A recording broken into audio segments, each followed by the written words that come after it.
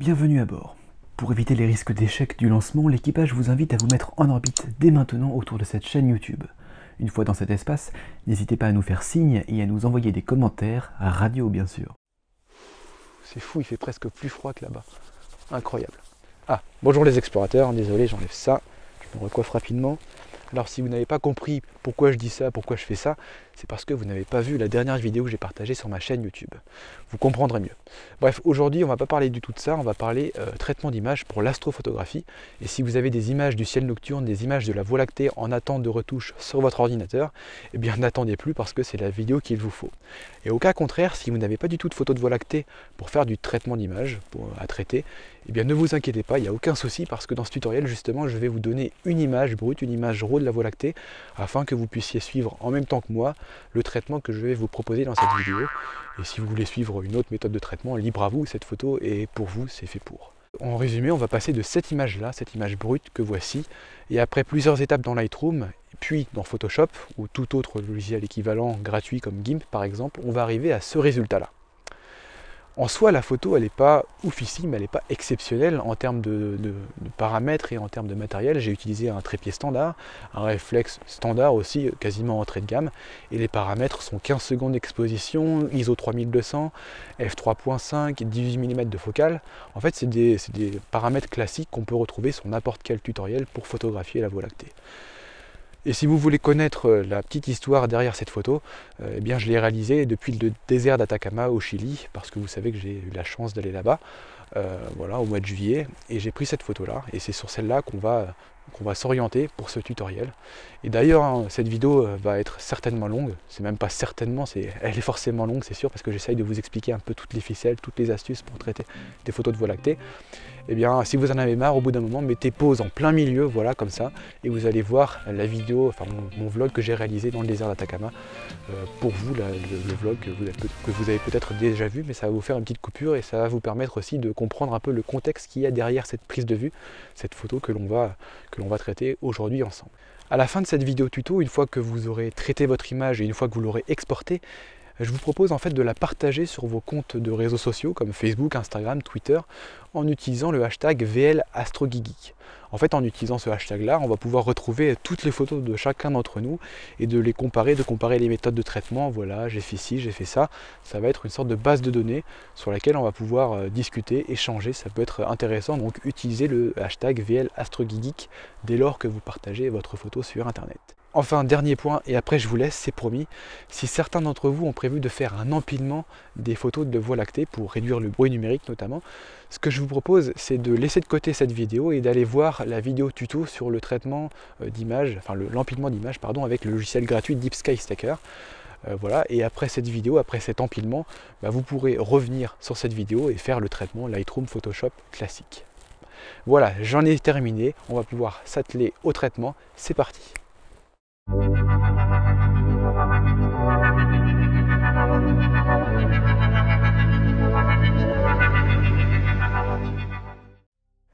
Voilà, on se retrouve donc dans l'interface Lightroom. Alors si ce n'est pas déjà fait, vous pouvez d'ores et déjà importer votre image que vous souhaitez traiter dans Lightroom. Et comme je vous l'ai dit, en fait, il y a deux possibilités qui s'offrent à vous. Soit vous décidez de traiter exactement la même image que moi, l'image de la Voie lactée, la prise au Chili, et vous pouvez retrouver pour ça le fichier RAW, le fichier brut, dans un lien situé dans la description de la vidéo. Donc je vous ai mis ça à disposition, justement, c'est pour que vous puissiez expérimenter différentes méthodes de traitement avec une image, voilà, une image standard, et pour qu'on puisse aussi partir de la même base. Et sinon, vous pouvez utiliser une de vos propres images de Voie lactée. Alors bien sûr, l'image que vous choisirez pour vous devra un petit peu satisfaire les mêmes conditions que cette image-là, hein, c'est-à-dire pas trop de pollution lumineuse, un ciel qui est globalement sombre et noir. Voilà. Après, si vous avez par exemple une photo de la Voie lactée qui est située plus en milieu urbain avec un peu de pollution lumineuse, je vous invite à aller voir le traitement, enfin la vidéo sur le traitement d'image que j'avais faite pour l'occasion, toujours avec Lightroom. Voilà, cette vidéo s'affiche en haut à droite de l'écran et vous pourriez revenir éventuellement après cette vidéo-là sur celle-ci.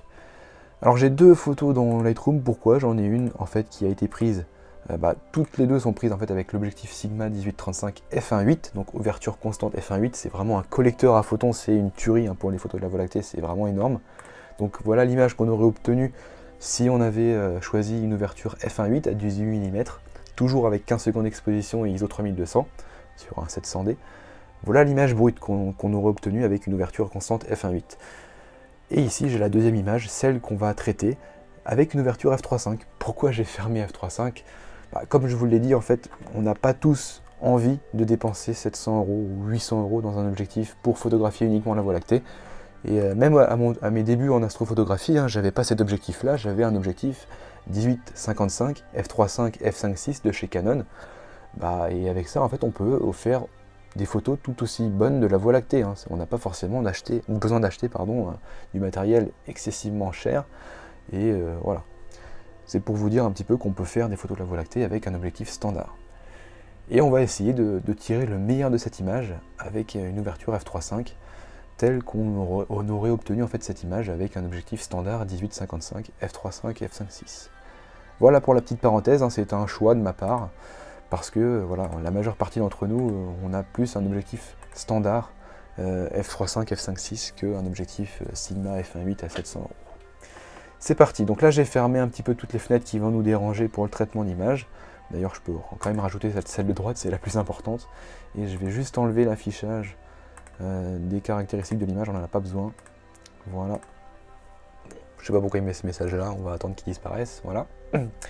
Et une première étape que j'aime bien faire quand je traite des images de la Voie lactée, c'est supprimer les aberrations optiques. Enfin, on va réduire au maximum les aberrations optiques avec un profil de correction ici, donc le sigma est détecté automatiquement. Ce que j'aime bien aussi, c'est réduire le vignettage parce que Lightroom a tendance un petit peu trop à corriger le vignettage et à le surcorriger. Donc 90, c'est une bonne valeur, je pense. Hop, on revient. Ah non, j'ai oublié, pardon, excusez-moi. Les aberrations chromatiques, on va les supprimer. Donc les aberrations chromatiques, c'est un petit peu les franges colorées qu'on a en bordure d'image, donc on va les supprimer automatiquement. Voilà, on peut éventuellement les corriger localement en cliquant avec la pipette sur les aberrations, voilà, bleues.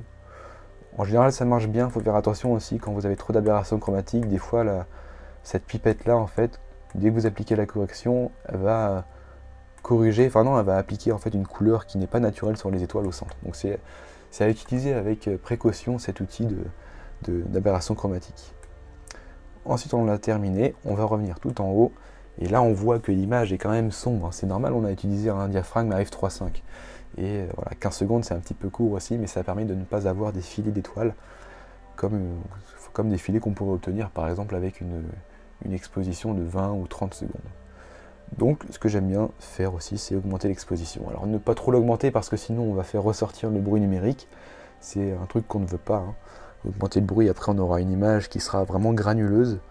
Donc on va le mettre à, allez, f1.3, voilà, grand maximum, parce que après, bon, ce qu'on va chercher à faire en fait, c'est augmenter, c'est mettre le histogramme un petit peu à droite, parce que là il est situé dans les zones sombres, enfin dans les fréquences sombres, enfin les faibles fréquences, pardon. Et on va chercher un petit peu à le faire revenir à droite. Donc c'est pour ça qu'on a corrigé l'exposition. Ensuite, on va s'occuper de la couleur du ciel. Bon, ici, la couleur, elle est pas trop mal, elle est assez naturelle. On n'a pas trop de dominante colorée due à une éventuelle pollution lumineuse. Mais ce qu'on peut faire quand même, c'est augmenter volontairement la vibrance et la saturation. Pas au max non plus, mais l'augmenter. Pourquoi? C'est pour faire ressortir les couleurs non naturelles, entre guillemets, les couleurs dominantes qui seraient présentes dans le fond de ciel. Donc ici, on a une couleur qui est plus orangée, notamment avec la Voie lactée. Donc ce qu'on peut faire, c'est réduire un petit peu dans le bleu, donc réduire la température de couleur, 4450, allez, adjugé vendu. Et aussi on a toujours du magenta ici. Alors le magenta, c'est pas forcément dû à de la pollution lumineuse ou à une présence de couleur dans le ciel au moment où on a pris la photo, mais c'est plus un bruit électronique. C'est dû au capteur parce que le capteur, là on l'a mis en position un petit peu inconfortable, c'est-à-dire qu'on a poussé les ISO à 3200 et on a fermé le diaphragme, donc forcément quand on va chercher à augmenter les zones sombres de l'image, on va faire apparaître un bruit magenta, un bruit numérique caractéristique du capteur. Donc ça, on peut pas y faire grand chose. Ce qu'on peut faire éventuellement, c'est aller dans le vert, compenser cette couleur magenta du ciel et aller un petit peu dans le vert. Voilà. Ensuite, on peut augmenter un peu le contraste, parce que là, la Voie lactée, elle manque un petit peu de punch, un petit peu d'énergie. Donc on va augmenter la valeur des blancs notamment. J'aime bien ce curseur là, ça fait bien ressortir la Voie lactée. Voilà, les blancs, les ombres, on peut les réduire un petit peu. Bon, après, ça joue pas beaucoup parce qu'il n'y a pas forcément beaucoup d'ombres. Les ombres, on joue plus avec ce curseur-là lorsqu'on a un premier plan, lorsqu'on a un paysage nocturne. Et les hautes lumières, on va les réduire parce que, en fait, ce qu'on va faire, c'est qu'on va augmenter les tons clairs ici. J'aime bien ce curseur-là aussi. Vraiment, ça donne un peu plus de lumière à la Voie lactée. Voilà. On va réduire les tons sombres, enfin, augmenter du coup les tons sombres. Et les ombres, ça, ce curseur-là, il est un peu trop fort, un peu trop radical. Il a tendance un petit peu à sombrer dans l'obscurité, du côté obscur. Donc on va le laisser à une valeur un peu plus correcte. Ensuite, la clarté. Alors la clarté, c'est un curseur qui pourrait paraître magique des fois, parce que ça permet de faire ressortir la Voie lactée de manière un petit peu qu'un HDR pourrait le faire en fait. Sauf que c'est un petit peu trop fort justement, ça augmente le bruit numérique, donc c'est pas un curseur que j'aime beaucoup. En général, je choisis une valeur entre 0 et 20, mais en fait la clarté ça sert plus quand on a un premier plan, quand on a voilà, un paysage nocturne, quand on veut faire ressortir le premier plan, les éléments, voilà, par exemple des arbres. On utilise souvent le curseur clarté, mais ici on n'en a pas forcément besoin pour une photo où on n'a que du ciel. Donc on va le réduire, hein, on va adoucir un peu plus l'image à moins 18, pourquoi pas. Voilà. Ensuite, faut pas oublier de réduire la saturation parce que là on a une image qui est un peu trop, voilà, un peu trop colorée, elle n'est pas du tout naturelle. Donc on peut quand même jouer avec les curseurs, hein. C'est pas parce qu'on n'a pas le droit de mettre une saturation forte qu'on n'a pas le droit d'en mettre du tout. Donc voilà, 20, 22, 11, ça me paraît correct. Allez, un petit peu plus, 24.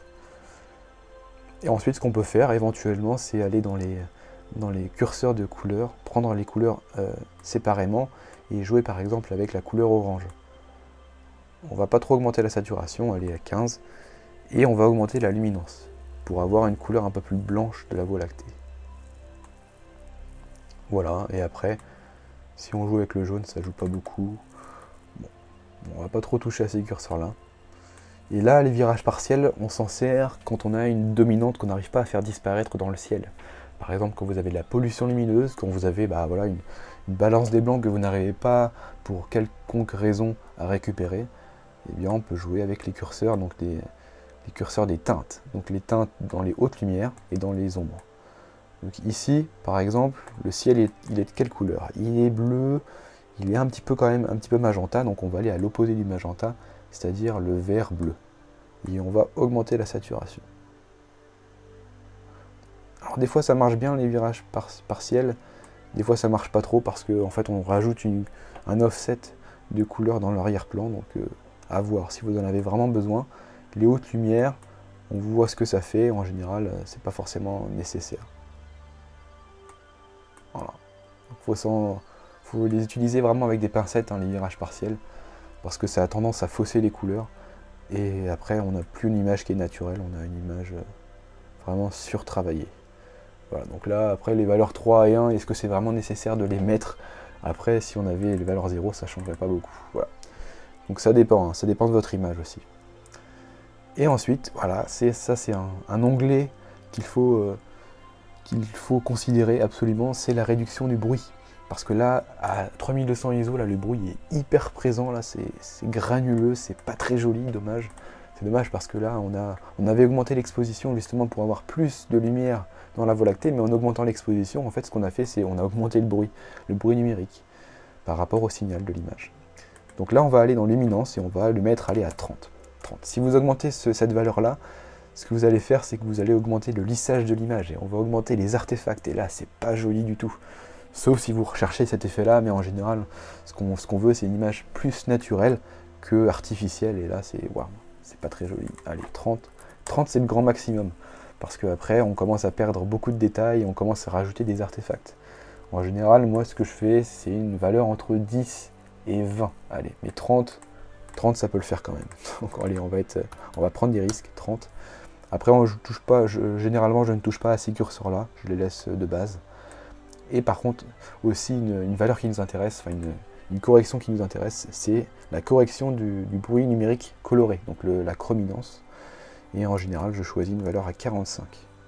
Après, si vous choisissez des valeurs plus élevées, ça va vraiment être efficace, ça va enlever toutes les, voilà, vous voyez, hein, toutes les nuances verte et rose de l'image, parce que si on met par exemple ce curseur à 0, ce que vous allez voir, c'est une image, voilà, là on a carrément rajouté du bruit coloré, et ce qu'on veut en fait c'est réduire toutes ces nuances de vert et de rouge, voilà, avec une valeur à 45, ça permet de les corriger assez bien. Et ce que je disais aussi, oui, là, si on augmente vraiment le curseur, ce qu'on va faire c'est qu'on va même perdre des couleurs sur les nébuleuses de l'image, donc sur la nébuleuse de la lagune, pardon, la nébuleuse de la lagune, on va perdre des couleurs, et on ne recherche pas trop ça, hein. Ce qu'on veut c'est un compromis, c'est toujours du compromis, en traitement d'image en fait c'est toujours du compromis, voilà, on cherche à minimiser le bruit, mais on veut aussi augmenter, enfin on veut aussi avoir plus de lumière dans la Voie lactée, donc c'est un compromis à faire entre bruit numérique et exposition et contraste de l'image.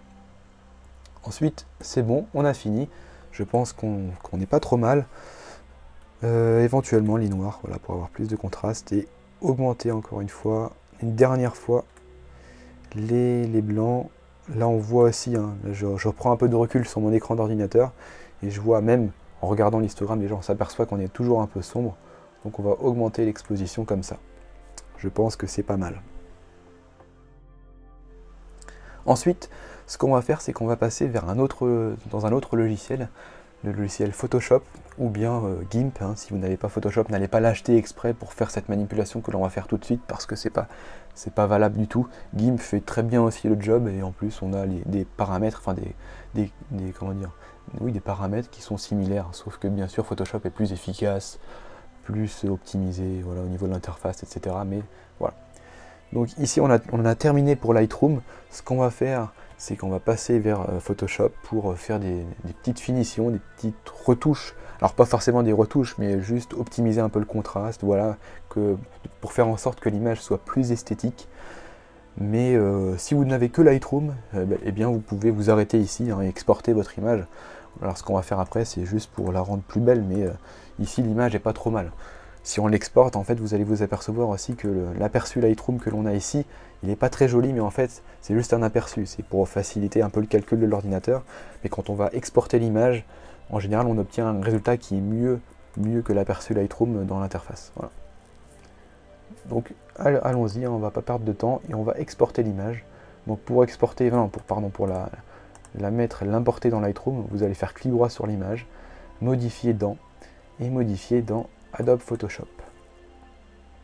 Et là on va ouvrir l'image avec les paramètres que l'on vient d'appliquer dans Lightroom, parce que sinon on va repartir de zéro. Ouvrir. Voilà. L'image est en train de s'importer. C'est bon. L'image a terminé son importation dans Photoshop, et ce qu'on va faire, c'est qu'on va aller dans ce petit onglet là, onglet réglages, et on va jouer avec les niveaux de l'image.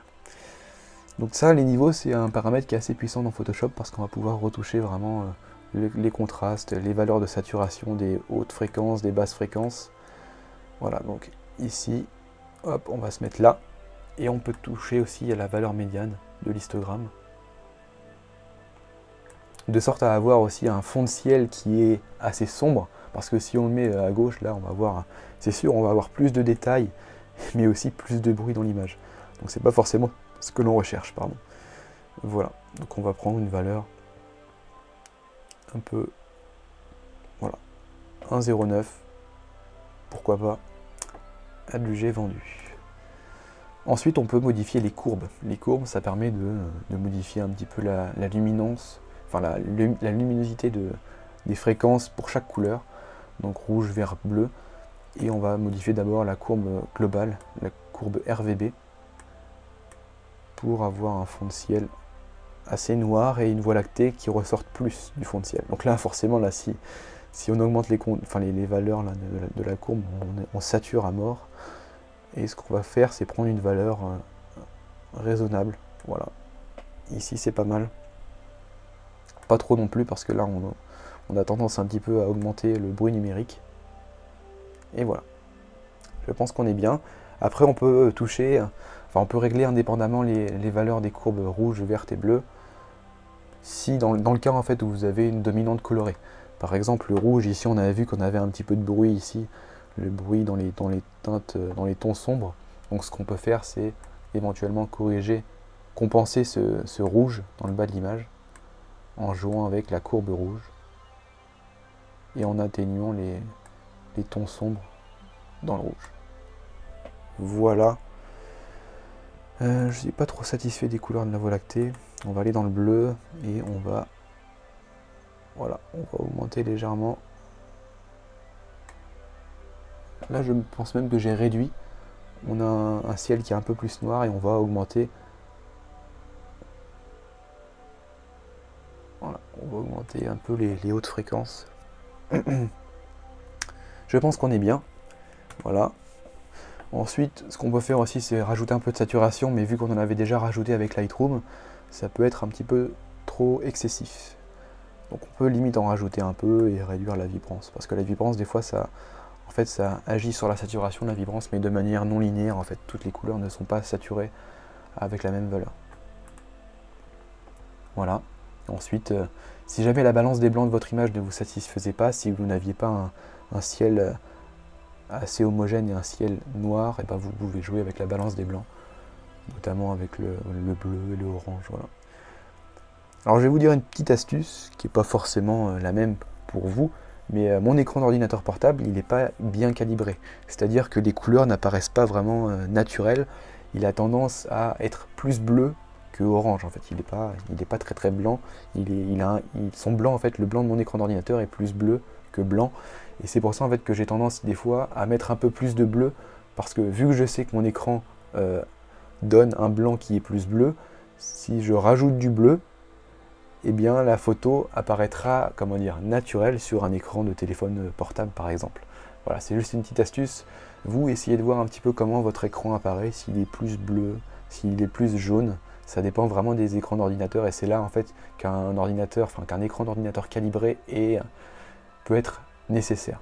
Mais bon, après, faut acheter une sonde pour calibrer son écran, faut acheter un bon écran, après on n'en finit plus, et voilà, on n'en a pas forcément besoin. Voilà, donc ensuite je pense qu'on a terminé pour le traitement de l'image, un petit peu avec tous les paramètres de Photoshop, et on va finir par rajouter une réduction de bruit, enfin diminuer le bruit avec la réduction de bruit. Alors là, pourquoi c'est blanc? Parce qu'en fait j'ai sélectionné la couche balance des blancs. Hop, d'ailleurs je vais augmenter ça. En fait, pour réduire le bruit, il faut cliquer sur l'arrière-plan, donc sur votre image, et aller dans Filtre, Bruit, Réduction du bruit. Et voilà, on a notre image zoomée, et là, ce qu'on va faire, c'est augmenter l'intensité de la réduction du bruit à 7. Conserver les détails, bah non, si on conserve les détails, justement, on va pas forcément réduire le bruit, on va même rajouter du bruit, parce qu'on va rajouter des détails qui n'existent pas dans l'image, donc allez, 20%. Réduire le bruit de la couleur, alors ça c'est la chrominance, on en a déjà parlé, on l'a déjà modifié dans Lightroom, donc on va peut-être pas le remodifier en plus, donc on va laisser une valeur très faible. Et accentuer les détails, là c'est pareil, accentuer les détails, là on va avoir une image, là, des artefacts en folie, c'est pas ce que l'on recherche. Nous ce qu'on recherche c'est réduire le bruit. Alors si on prend une valeur trop faible, là on va toujours avoir des artefacts qui ne seront pas forcément les bienvenus, donc voilà, une valeur assez faible quand même. Ok, voilà, on a terminé. Alors j'ai hâte de voir ce que ça donne, parce que là c'est pas vilain. Alors certes le traitement est un peu fort, mais voilà, c'est un traitement parmi tant d'autres. Et là ce qu'on va faire pour revenir dans Lightroom, parce que soit vous pouvez exporter votre image, voilà, telle quelle avec Photoshop, donc vous mettez enregistrer sous, et là, enfin non, pardon, exporter sous, et là vous allez pouvoir l'exporter soit en JPEG, soit en PNG, soit en TIFF. Bon, apparemment la fenêtre met du temps à apparaître. Donc soit vous pouvez l'exporter directement depuis Photoshop, ou on peut revenir aussi dans Lightroom. Moi j'aime bien revenir dans Lightroom parce que, voilà, on va quitter ça, donc vous pouvez l'exporter ici, hein. Tac, copyright et info, tout exporté en sélectionnant JPEG. Mais voilà, moi j'aime bien revenir dans Lightroom, donc on va faire enregistrer simplement. Et en fait il y a une synchronisation automatique avec Lightroom, donc quand vous allez revenir dans le logiciel Lightroom, eh bien une autre image va apparaître. Voilà, donc mon ordinateur bug un petit peu, désolé. Voilà, une autre image va apparaître, si ça veut bien. Voilà, tout à l'heure on n'avait que cette image-là et celle-ci, mais normalement vous n'avez qu'une seule image. Et quand on a fait enregistrer dans Photoshop, en fait, l'image que l'on a réglée, que l'on a traitée dans Photoshop, va apparaître automatiquement dans votre bibliothèque Lightroom. Voilà l'image en sortie de Photoshop, importée dans Lightroom. Et là, on peut faire éventuellement d'autres retouches. notamment les blancs, voilà. On peut par exemple un peu plus accentuer la Voie lactée, pas trop parce que là en fait le centre il est en train de saturer et de cramer. Et voilà, donc je pense qu'on a terminé pour le traitement d'image. Alors en conclusion, ce que je peux dire en fait de ce traitement, c'est que je n'ai pas utilisé de retouche locale. Donc je n'ai pas utilisé le pinceau dans Lightroom qui peut être intéressant des fois quand on veut augmenter certaines parties de l'image et pas d'autres. Voilà, donc là par exemple on peut augmenter les hautes lumières, on peut augmenter l'exposition, mais des fois en fait, ce que j'aime pas trop les réglages locaux parce que ça, après on voit forcément, enfin on voit que vous avez retouché localement la Voie lactée et c'est pas très naturel. Moi j'aime bien avoir une retouche globale qui s'inspire un peu plus de la réalité. Même si de toute façon quand on traite une image on s'éloigne un petit peu de la réalité. Mais voilà, donc ça c'est un avis personnel à parti pris. Dites-moi ce que vous en pensez dans les commentaires aussi. Est-ce que vous préférez voilà, faire des réglages locaux parce que des fois on n'a pas forcément un ciel qui est aussi joli que ça. Vous pouvez rajouter des fois des filtres gradués pour faire ressortir plus la Voie lactée, voilà comme ça. Bon après, encore une fois, je trouve que c'est pas vraiment naturel. Il faut vraiment s'en servir avec utilité. Hein. N'allez pas vous mettre des filtres gradués alors que vous n'en avez pas besoin. Sauf par exemple si on avait une pollution lumineuse, voilà dans le bas de l'image ici, si on avait un gradient de couleur, et ben on peut compenser cette pollution lumineuse en appliquant un filtre gradué pardon, et en allant un peu plus dans le bleu parce qu'en général la pollution lumineuse elle est orange. Voilà. Donc ça c'est une technique, une astuce que j'explique dans ma vidéo de traitement de la Voie lactée avec Lightroom, dans la première vidéo que j'avais faite, donc si vous voulez aller la voir, n'hésitez pas. C'était des conditions un peu plus différentes que cette prise de vue là. Voilà, donc je n'ai pas utilisé de réglages locaux, on a traité l'image dans sa globalité. Voilà, c'est une méthode à part entière. Voilà, et puis avant de finir cette vidéo, j'avais aussi envie de vous montrer quand même le résultat, enfin la comparaison entre le résultat et l'image initiale. Donc on est parti, hein, souvenez-vous, d'une image assez sombre, qui était quand même, c'était une image brute, hein, normale, une image assez sombre, sous-exposée, avec pas beaucoup de luminosité dans la Voie lactée, même si le centre de la Voie lactée était quand même assez bien lumineux. Et voilà, donc on est passé ensuite dans Lightroom, on a optimisé tout le bras galactique, voilà, on l'a fait ressortir par rapport au fond de ciel. On a augmenté un peu les couleurs, on a augmenté voilà, les détails et les régions lumineuses de la Voie lactée. Voilà, après bon, on s'aperçoit qu'on a peut-être perdu au niveau, en termes de détails, on a perdu un petit peu par exemple la nébuleuse de la lagune ici. Peut-être qu'on a perdu un peu là par rapport à l'amas globulaire ici, voilà, il est peut-être un peu trop lumineux dans les hautes lumières. Après on peut régler tout ça, hein, c'est pas un souci, mais c'est bien aussi de se dire, voilà, j'arrête mon traitement parce que sinon on passe 1 heure. Déjà ici on a passé 30 minutes, c'est un petit peu long, mais au moins on a vu un petit peu toutes les différentes manières de régler les curseurs. Et on a augmenté avec l'image, donc dans Lightroom, on a augmenté un petit peu les parties lumineuses où il y a des nébuleuses. Par exemple ici, on a une nébuleuse, je ne sais plus où est-ce qu'elle est, voilà, une nébuleuse ici, elle ressort plus que sur l'image de base.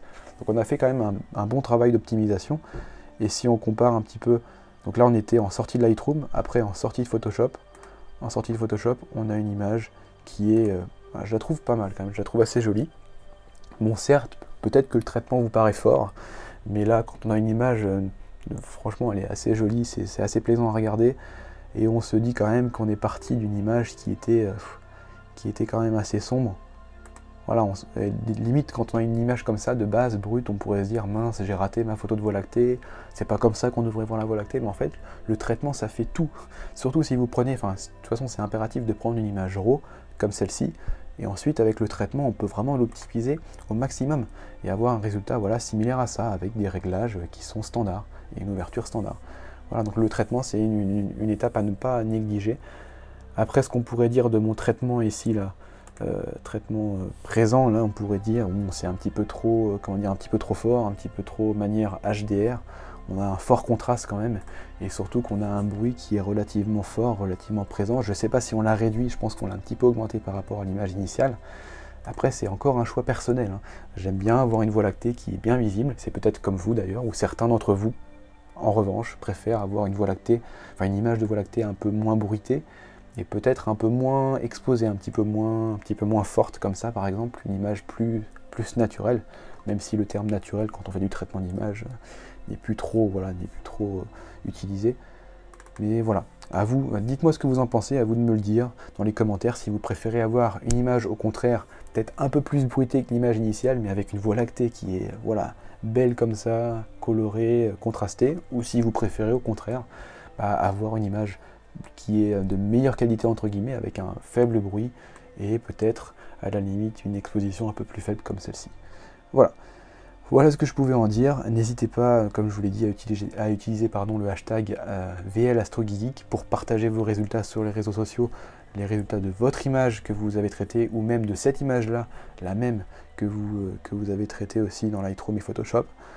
Et je vous dis à très bientôt. Gardez toujours les yeux levés vers le ciel. Et dernier point, n'oubliez pas d'exporter votre image, bien sûr, parce que c'est quand même frustrant de ne pas exporter l'image, surtout qu'on a passé presque une demi-heure là-dessus. Allez, gardez toujours les yeux levés vers le ciel. A plus, ciao.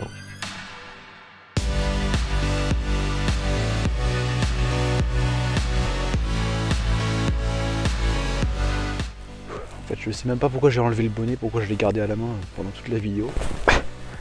Il fait super froid en fait.